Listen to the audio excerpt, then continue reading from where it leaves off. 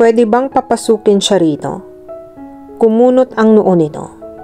Pero hindi mo siya asawa. At wala ang kuya mo. Gusto kong may makasama.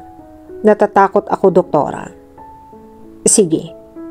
Sasabihin ko na mag-scrub siya at papasukin ko rito. Are you really sure about this? Ayaw kong mag-isa ngayon, doktora. Tumango ito. Pagkatapos ay nag-utos sa nurse. Nasa kalagitnaan siya ng isang labor pain nang pumasok ang lalaki. Napahigpit ang hawak niya sa kamay nito nang gagapin nito ang kamay niya. Kahit paano ay nabawasan ang takot niya. Pasensya na ho kayo. Ayaw ko lang mag-isa. Mrs., nasaan ho ba ang Mr. ninyo? Wala ako. Hindi niya naituloy ang sasabihin niya dahil sa pagdating ng isa na namang labor pain. Kapag humihilab ulit, just breath and then push. Anang ng doktora. Lalabas na ang baby. Tumango siya. Muling ginanap ng pulis ang kanyang kamay. Just push, Roxanne. The baby is coming. Sunod-sunod ang kanyang paghinga. Sunod-sunod din ang ginawa niyang pag-iri. Hanggang sa may maramdaman siyang tila humahalagpos sa kanyang kaibuturan. Pagkaraan ng ilang sandali, ay narinig niya ang pagpalahaw ng isang sanggol. Kahit nangihina, ay napangiti pa rin siya. It's a boy, Roxanne. Nakangiting pahayag ng doktor. Maya-maya lamang ay inihiga sa kanyang dibdib ang kanyang anak. Hindi niya napigilan ang pagtulo ng luha ng masilayan ito. Hindi siya makapaniwalang nanggaling sa kanya ang sanggol na iyon. Pagkaraan ng ilang sandali, ay muling kinuha ng nurse ang sanggol upang linisin. Saka lang niya naalala ang pulis. Nakatayo ito sa kanyang tabi. Nakangiting tiningala niya ito. Thank you. Pabulong na sabi niya. Nagbilin siya rito ng ilang bagay. Maya-maya ay naramdaman niya ang pamimigat ng kanyang mga mata. Hanggang sa tuluyan na niyang ipinikit ang mga iyon. Nanlalambot na lumabas sa delivery room si Marty. Titikitan ng sana niya ang babae dahil sa nakaabala ito sa daloy ng trapiko. Hindi naman niya alam na buntis ito. Ang simpleng bagay na kailangan niyang gawin ay nagdala sa kanya hanggang sa delivery room ng hospital na iyon. Iyon ang unang beses na nakasaksi siya ng panganganak at sa isang hindi pa niya kaano-ano. Tulad ng ipinangako niya, kinuha niya ang cellphone na nasa bag nito. Mabuti na lang at sa kabila ng pagmamadali niya kanina ay bit-bit pa rin niya iyon. Hindi niya matandaan ang pangalang sinabi nito na dapat niyang makontak. Kaya nag-send na lang siya ng mga messages sa lahat ng mga nasa inbox ng cellphone nito. Saka siya naghintay ng sagot.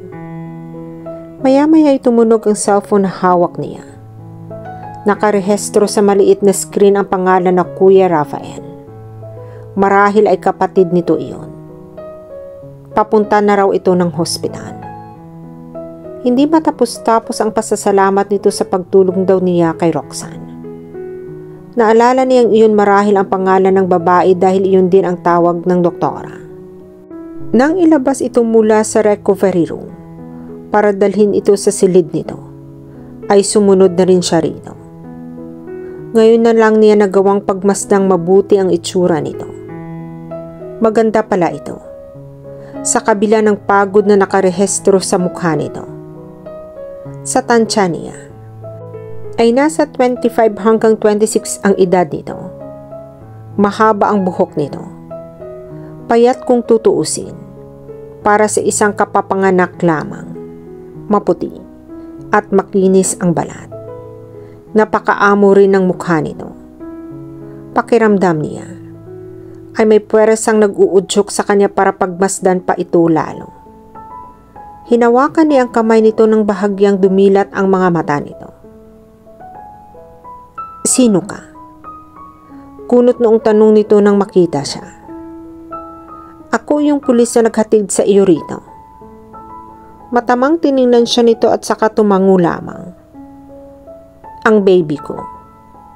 Nasa nursery pa. Iaakyat daw rito mamaya. Nakita na rin niya ang baby nito kanina sa nursery. Hindi niya maiwasang isipin na naroon siya para saksihan ang pagdating nito sa mundo. Sina kuya. Tinawagan ko na. Papunta na raw sila rito. Nakangiting ipinikit nito ang mga mata. Thank you. Magpahinga ka na. Aniya habang tinatapik-tapik ang kamay nito. Ilang minuto nang natutulog ito nang bumukas ang pinto. Sa tingin niya, ay isang buong pamilya ang dumating. Marahil ay pamilya ito ng kapatid ni Roxanne. Agad namang lumapit sa kanyang isang lalaki na marahil ay nasa mid-30s ang edad. Dito ba si Roxanne? Ako si Rafael, ang kapatid niya. Tumango siya. Habang papalapit sa hospital bed na kinahihigaan ni Roxanne, ay nagsasalita ang babaeng kasama ni Rafael na marahil ay asawa nito. Pinagagalitan nito si Rafael kung bakit iniwan nito si Roxanne na nag-iisa. Nagkakaingay na ang mga ito, maging ang mga anak ng mga ito, na hinahanap kung nasaan daw ang baby. Alam niya hindi na siya kailangan doon. Lumapit siya kay Rafael para magpaalam. Sir, ito na ho ang bag ni Roxanne. Aalis na ho ako. Naka-duty pa ho kasi ako. Nako, maraming salamat mamang pulis. Hindi ko alam kung paano kayo pasasalamatan. Trabaho ho naming maglingkod sa nangangailangan. Maraming salamat pa rin. Hindi pa man siya tuluyang nakakapagpapaalam ay bumukas ang pinto at pumasok ang isang nurse. Karga nito ang kakapanganak na sanggol. Lalong nagkaingay sa loob ng silid. Parang gusto na rin niya tuloy makisali sa mga ito at makipag-unahan sa pagkarga sa baby. Hindi niya alam kung saan nanggaling ang ideyang iyon. Pinigilan niya ang sarili. Kumuway na lamang siya kay Rafael at lumabas na ng silid. Bigla siyang nakaramdam ng lungkot nang maisara niya ang pinto. Kalungkutan din ang dahilan kung bakit iniwan niya ang magandang trabaho sa ibang bansa at umuwi sa Pilipinas. Nagkahugi sa kanyang isip ang maamong mukha ni Roxanne. Napailing na lamang siya. What was he is thinking? Ngunit bago siya tuluyang makalabas ng hospital, ay nangako siyang dadalawin niya ang mag-ina kapag nagkaroon siya ng pagkakataon. Ewan ba niya? Tila may humihila talaga sa kanya para muling makita ang mga ito. Sayang, hindi ko man lang nakuha ang pangalan ng pulis na tumulong sa akin. Pati naman kasi si kuya, hindi niya itinanong.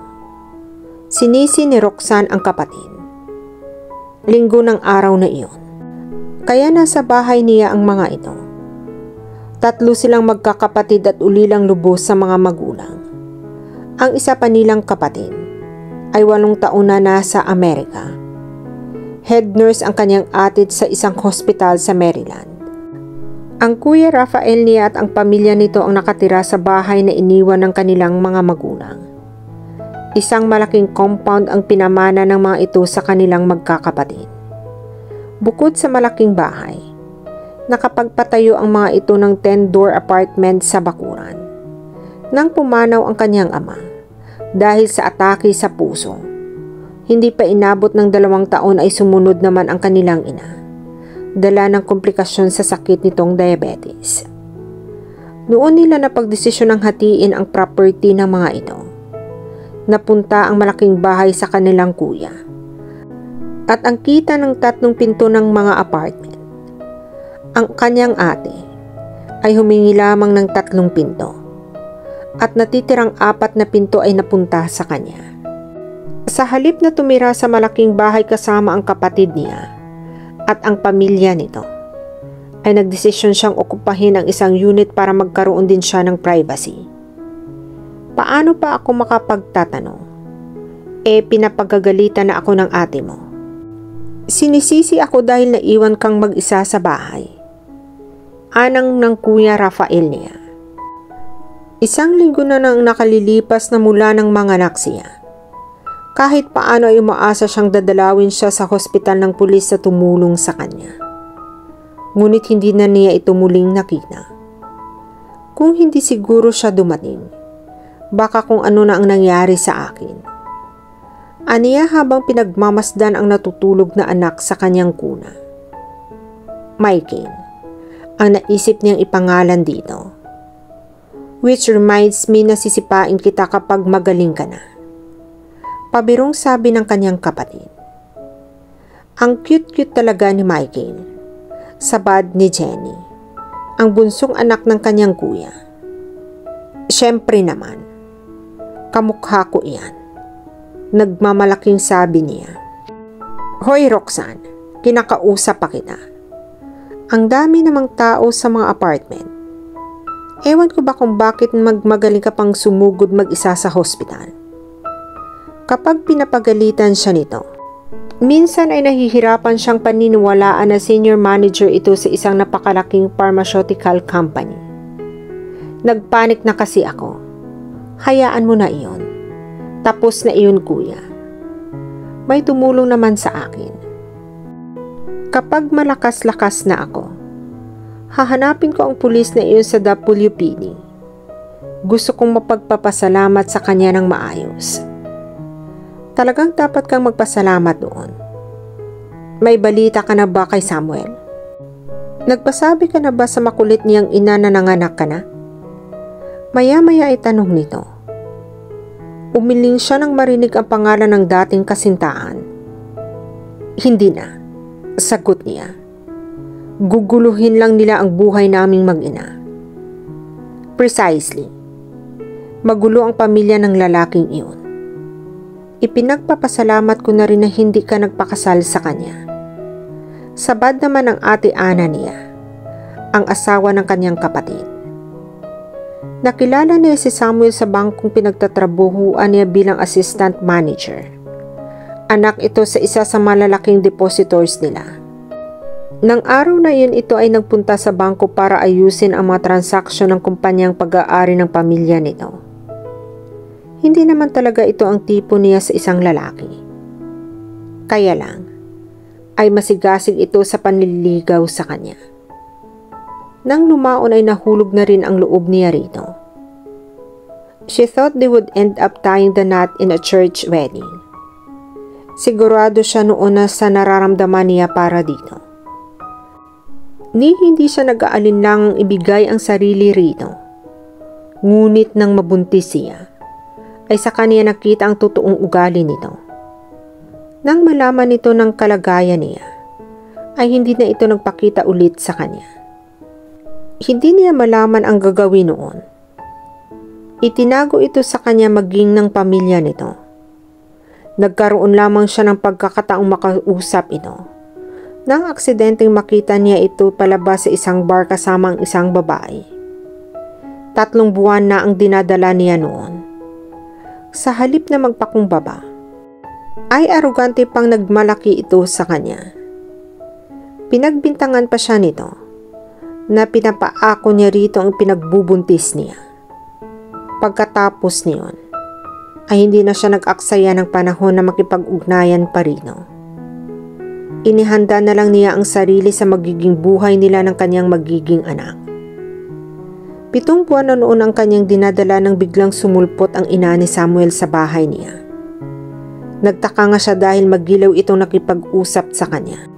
Iyon pala, ay may iba itong dahilan sa pagpunta sa kanya. Gusto nitong kunin ang bata kapag nanganak na siya. Hindi naman daw siya pagbabawalan ng mga ito na bisitahin ang kanyang anak. Sa galit niya, ay nawala na ng tuluyan ang kakaunting respeto niya na natitira para dito. Mula noon, ay hindi na siya pinatahimik ng mga ito. Kung hindi tumatawag ay nagpipilit na bumisita sa kanya para makipag-usap muli. Pero hindi na iyon mangyayari kahit kailanman. Hindi siya makakapayag. Muli siyang nagbabaling sa ate Ana niya. Alam mo ate, kapag nanggulo pa sila, magpa-file na ako ng reklamo. Alam ko na hindi nila ako titigilan, lalo pat lalaki ang anak ko. Wala silang habol sa akin. Dahil sa umpisa pa lang, ay itinatwa na ng kanyang ama ang anak ko. Hay nako, wala siyang katiting na karapatan sa bata. Galit na sabi nito. Legal assistant ito sa isang law firm, kaya pamilyar ito sa mga batas. Alam niyang hanggang ngayon, ay masama pa rin ang loob ng mga ito sa ginawa ni Samuel. Ilang sandali pa sila nag-usap. Kapag kuwan ay nagpaalam na ang mga ito. Nangako ang ate Ana niya na babalik ito mamaya. Sonia, nakapagluto ka na ba ng tanghalian? Tanong niya sa kanyang katulong. Oo ate, dinagdagan ko yung niluto kong kuhol. Maganda raw iyon sa pagpapasuso. Bakit nga pala hindi ka nag-day off? Nahiya naman ako sa iyo ate. Hindi nga dapat ako umalis ng linggong iyon. Saka na lang kapag malakas ka na. Baka palitan ka na ng boyfriend mo. Kapag hindi kayo nagkita ng ilang linggo. Biro niya. Bahala siya. Lalaki lang siya. Umiismid pa ito. Na ikinatuwa naman niya. Ang taray mo. Natuto lang ako sa iyo ate. Nakangiting sabi nito. Babalik na ako sa kusina. Sige, iidlip na din ako sandali. Habang natutulog pa si baby. Sandali, at ikukuha kita ng unan. Sabi ng kanyang katulong. At dito na po nagtatapos ang part 2 ng ating kwento. Sabay-sabay po nating abangan ang susunod na kabanata. Be good, be safe, and God bless po everyone.